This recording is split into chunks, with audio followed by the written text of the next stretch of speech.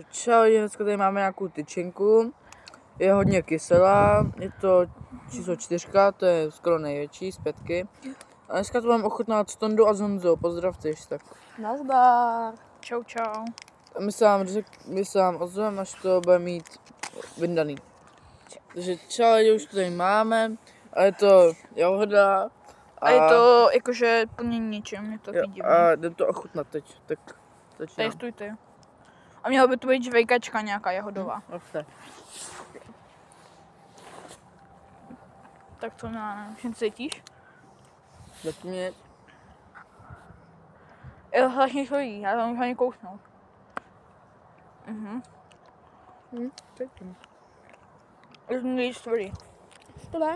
Já budu totálně kyselý už teďka. Ani ne. Jdem přijde kyselý. Spolknu. Jsi fakt prase. A víš, že to je žvejkačka? Ale... Takže já dělám... Je to dobrý, já bych tomu 9 ze 10. Jakože 8. Chuťově to není nic moc, ale Jak to stálo? kyselost je docela dobrá. A stálo to asi 15 korun. To je docela dobrá cena. Jo. Když tak lidi si kupujte. Když tak. Je to docela dobrý, když jste máte rádi kyselou. Takže to bylo asi všechno. Takže čau, jestli se na to videjko líbilo, nezapomeňte dát like a odběr.